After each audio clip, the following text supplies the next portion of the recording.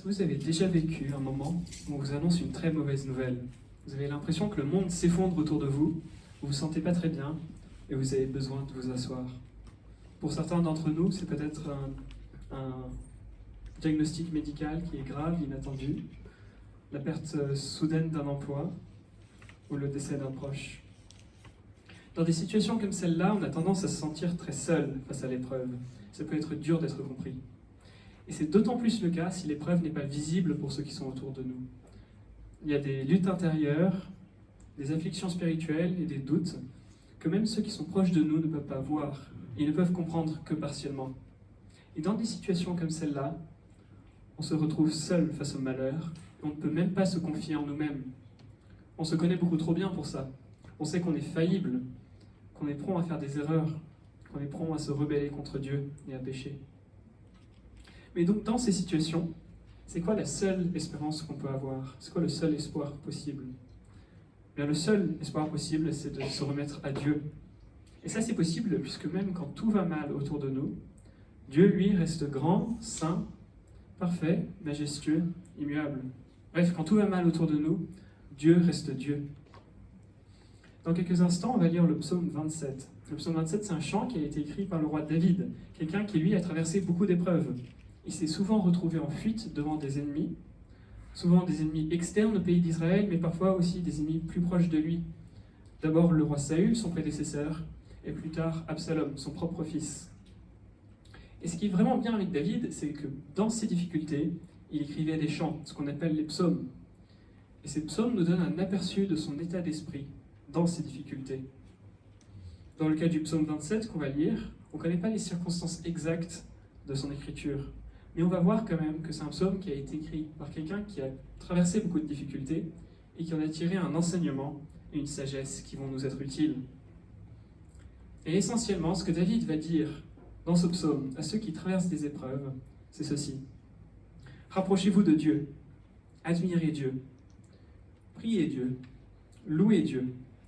Et comme ça, vous allez voir que vous n'êtes pas seul, même dans les plus grandes difficultés. Quand on est avec Dieu, on n'est jamais seul, on n'est jamais abandonné.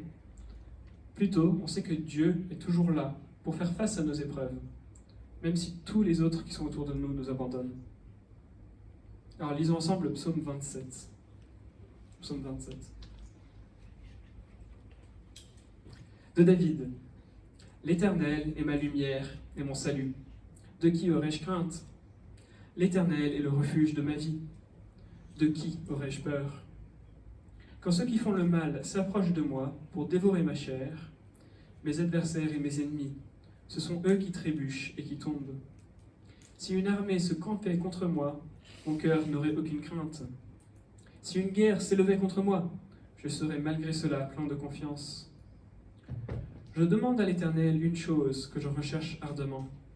Habiter toute ma vie dans la maison de l'Éternel, pour contempler la magnificence de l'Éternel et pour admirer son temple. Car il me protégera dans son tabernacle au jour du malheur. Il me cachera sous l'abri de sa tente. Il m'élèvera sur un rocher. Et déjà, ma tête s'élève sur mes ennemis qui m'entourent. J'offrirai des sacrifices dans sa tente, des sacrifices d'acclamation.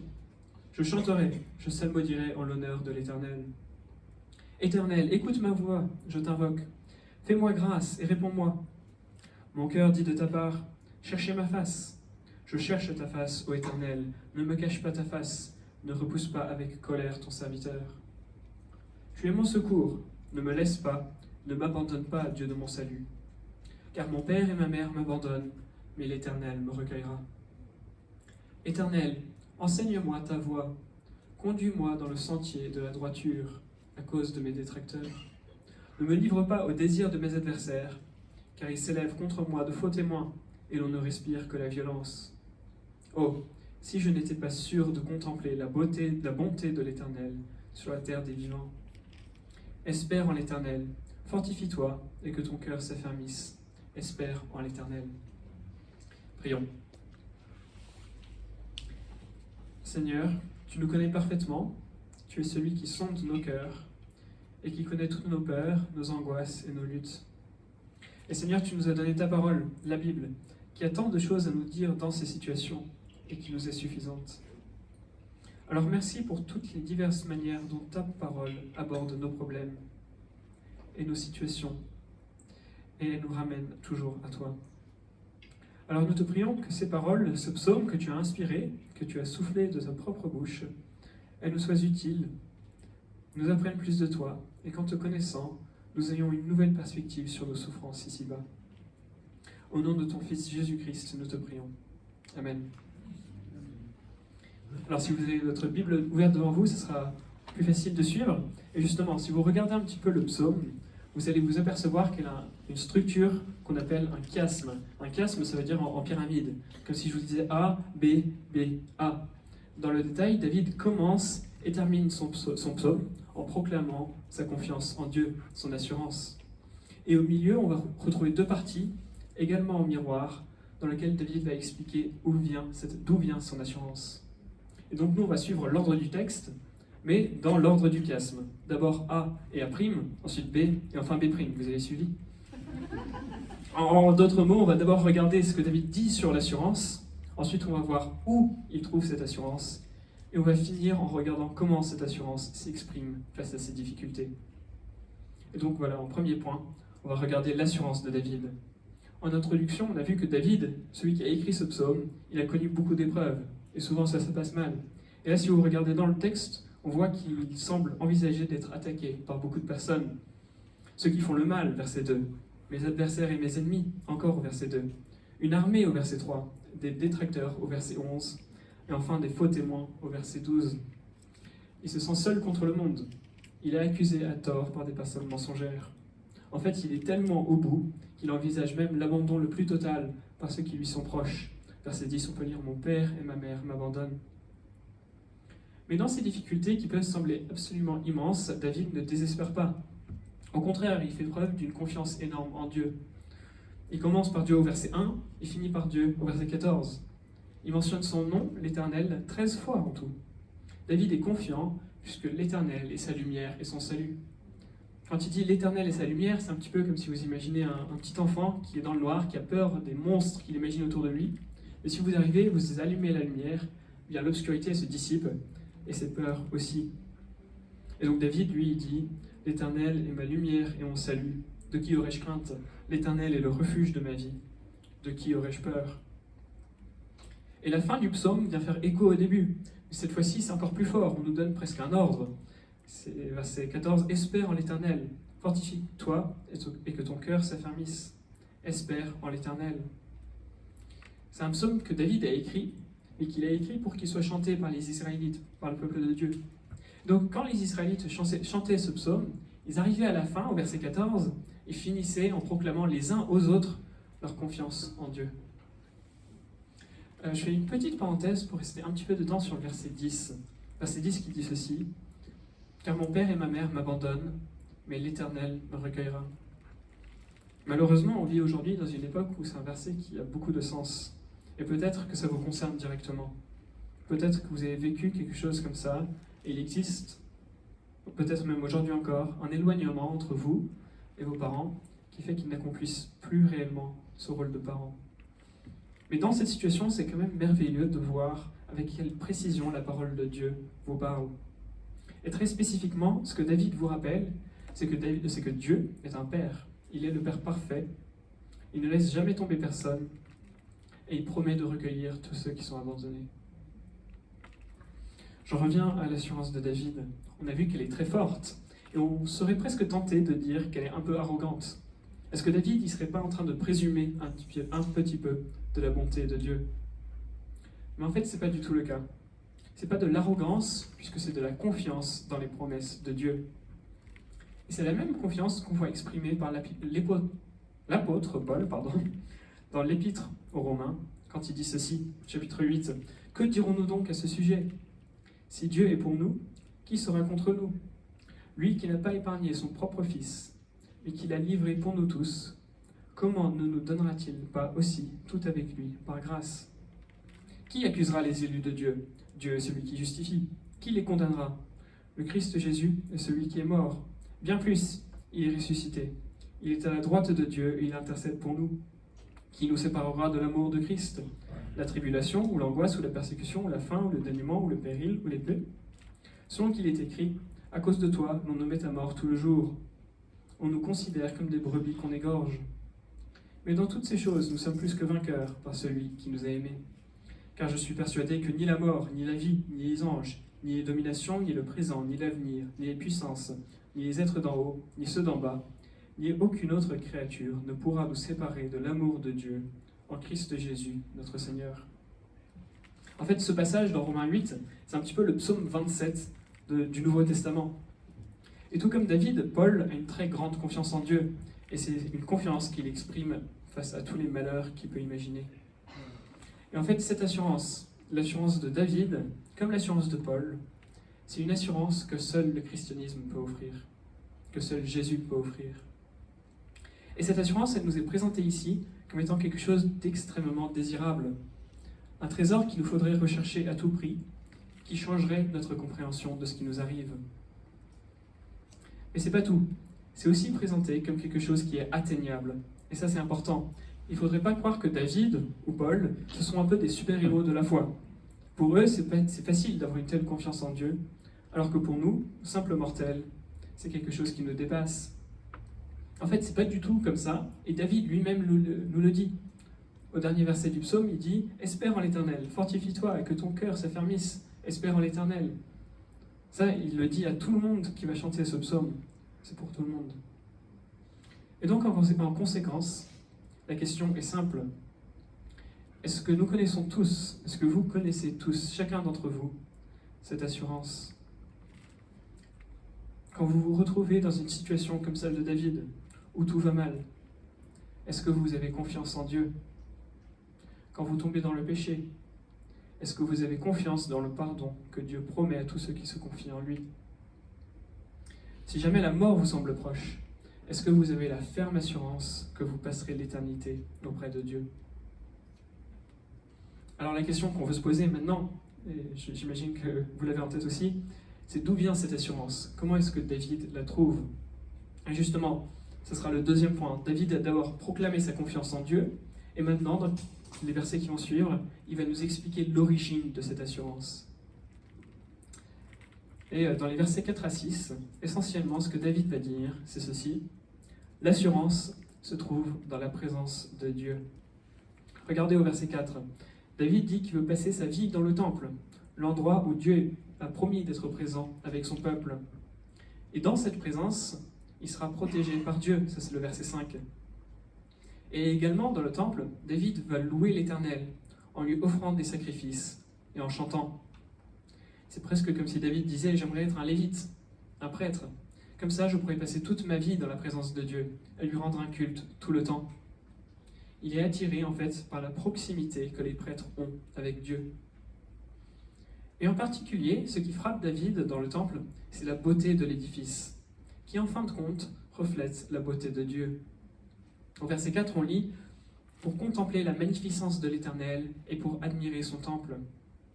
Le tabernacle et ensuite le temple, qui a été construit un peu de temps après, c'était tous les deux des édifices qui étaient construits suivant les ordres explicites de Dieu.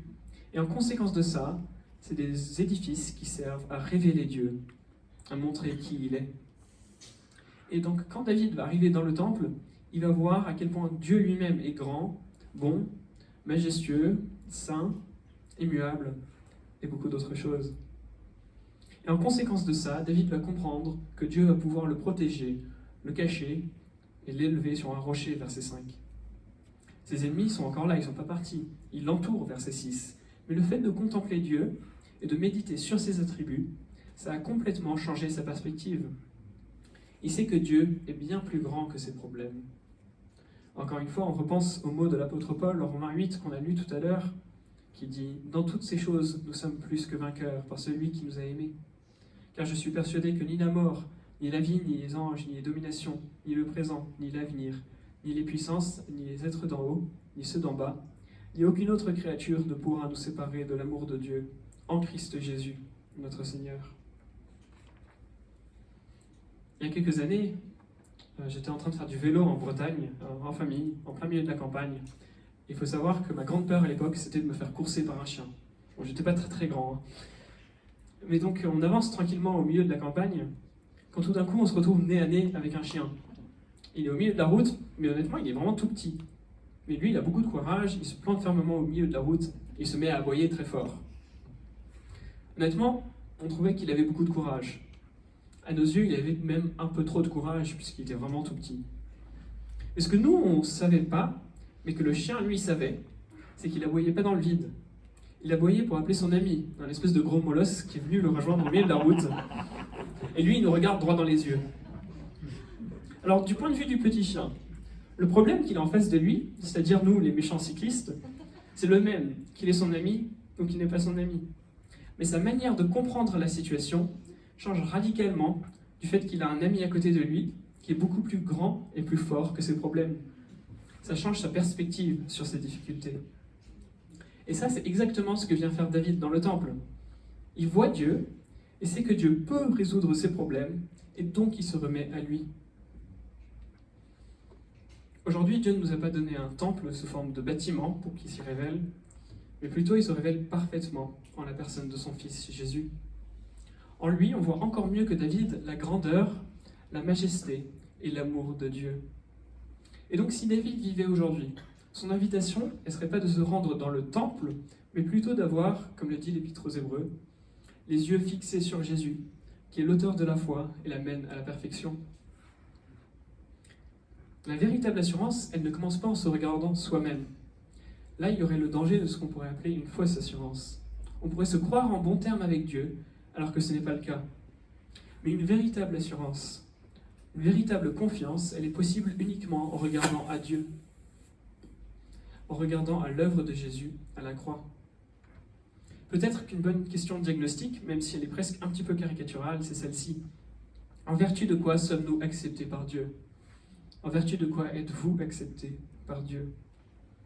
Alors si votre réponse elle commence par moi ou par je pense qu'il y a un problème. Évidemment, on ne peut pas répondre c'est en vertu de mes œuvres, mais on ne peut même pas répondre c'est en vertu de ma foi. La seule bonne réponse, c'est de regarder à Jésus, de s'en remettre à sa vie d'obéissance parfaite et à sa mort à la croix.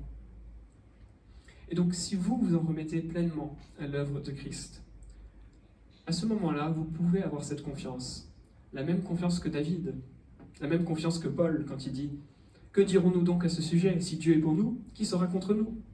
Lui qui n'a pas épargné son propre Fils, mais qui l'a livré pour nous tous. Comment ne nous dotera-t-il pas aussi tout avec lui, par grâce ? Qui accusera les élus de Dieu ? Dieu est celui qui justifie. Qui les condamnera ? Le Christ Jésus est celui qui est mort. Bien plus, il est ressuscité. Il est à la droite de Dieu et il intercède pour nous. Quand on est uni à Jésus par la foi, on n'est jamais seul, on n'est jamais abandonné. Mais Dieu est avec nous.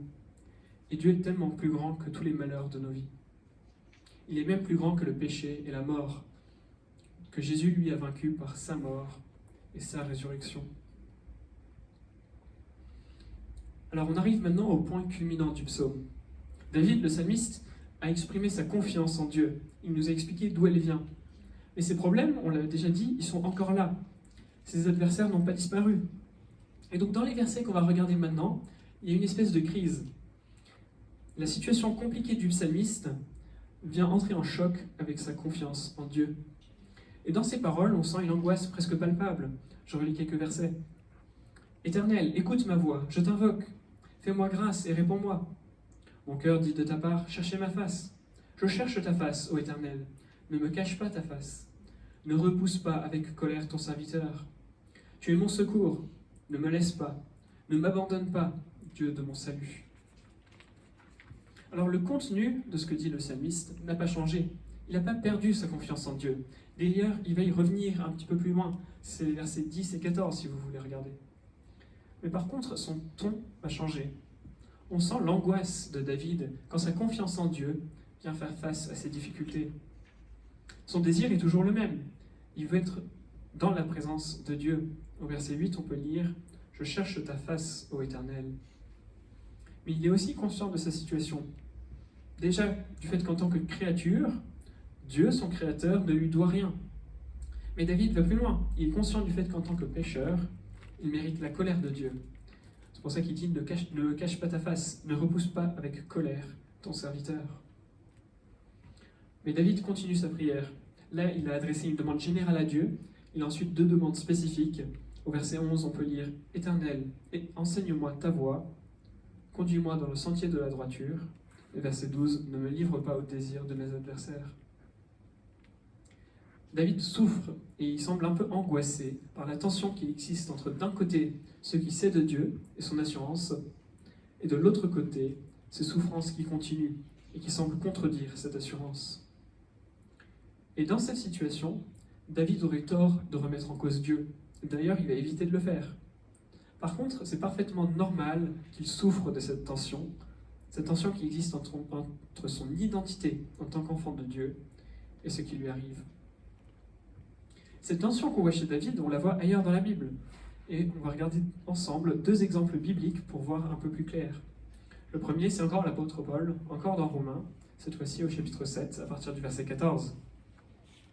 Romains 7, verset 14. Nous savons en effet que la loi est spirituelle, mais moi je suis charnel, vendu au péché, car ce que j'accomplis, je ne le comprends pas. Ce que je veux, je ne le pratique pas. Mais ce que je hais, voilà ce que je fais. Un petit peu plus loin, verset 19, je ne fais pas le bien que je veux, mais je pratique le mal que je ne veux pas. Et enfin, au verset 24, malheureux que je suis, qui me délivrera de ce corps de mort? Grâce soit rendue à Dieu par Jésus-Christ notre Seigneur. Ainsi donc, par mon intelligence, je suis esclave à la loi de Dieu, tandis que par ma chair, je suis esclave à la loi du péché. Ce que dit l'apôtre Paul, c'est qu'il y a une tension entre la nouvelle identité du chrétien en Christ et le péché qui subsiste en lui. Et tout comme David, l'angoisse de Paul est palpable. C'est pour ça qu'il dit « malheureux que je suis ». Alors si votre expérience, elle est comme celle-là, si vous vivez une tension intérieure, une bataille intérieure avec le péché, c'est normal. En fait, c'est le contraire qui serait plus problématique. Puisque si on ne vit pas cette bataille spirituelle, c'est peut-être qu'on a déjà capitulé. Alors le deuxième exemple biblique pour illustrer le propos de David, c'est la mort d'Étienne. Étienne, c'était le tout premier martyr chrétien, et un petit peu de temps avant qu'il soit lapidé, on peut lire ceci en Actes chapitre 7, à partir du verset 54. Actes 7, 54. En entendant cela, ils, c'est-à-dire ceux qui vont tuer Étienne, furent exaspérés dans leur cœur, et ils grinçaient des dents contre lui. Mais Étienne, rempli d'Esprit Saint, fixa les regards vers le ciel, et vit la gloire de Dieu, et Jésus, debout à la droite de Dieu. Et il dit, « Voici, je vois les cieux ouverts, et le Fils de l'homme debout à la droite de Dieu. » Tout comme David, ce dont Étienne a besoin dans ses difficultés, c'est de voir Dieu. Il recherche sa face, comme le dit le psaume. Et Dieu répond. Il donne à Étienne de le voir et de voir Jésus, son sauveur, à sa droite. Ça n'a pas éliminé le problème d'Étienne. Quelques versets plus loin, les adversaires d'Étienne vont prendre des pierres et le lapider. Mais encore une fois, on voit le décalage entre l'identité en Christ et les souffrances du temps présent. On pourrait multiplier les exemples bibliques qui parlent de la vie comme une bataille spirituelle ou comme une course. Et tout ça, ça nous sert à voir que la relation avec Dieu n'annule pas les difficultés de la vie. En fait, c'est le contraire, elle a plutôt tendance à les exacerber.